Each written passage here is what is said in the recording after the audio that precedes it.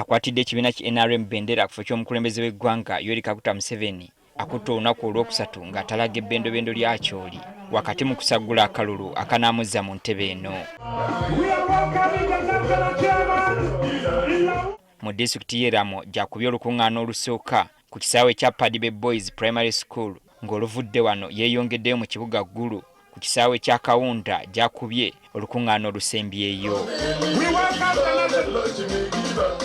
Mu kwogera kwe Museveni asoose kusaasira ab'eŋŋanda z'abafiiridde mu kabenje akaguddewo ku luguudo oluva e Kampala okudda e Gulu mu kiro ekikeesezza olwaleero. I want to extend my condolences to the people of Uganda on the accident of the people who died in the accident on the road in Kiryandongo. I'm very sorry to hear that.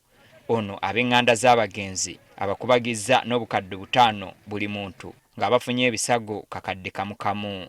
I've already told the State House Controller to give each family of the people who died 5 million shillings, 5 million shillings.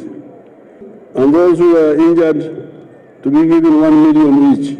Museveni akubiriza abagoba b'ebidduka okuvuga n'obwegendereza okusobola okwewala obubenje ekika kino okutuukawo. This shows the importance of driving carefully, not overspeeding, not driving recklessly. Ngazze ku ky'okunoonya akalulu, Museveni annyonnyodde abeeno ku ngeri gy'alwanyeemu okuzzaawo emirembe mu buli kitundu kya Uganda gy'agamba nti gireeseewo okweyagala eri bannansi era n'asoomooza abo abamuvuganya oba basobola okukola by'akoledde eggwanga. You people in Lamwo are witnesses about the issue of peace.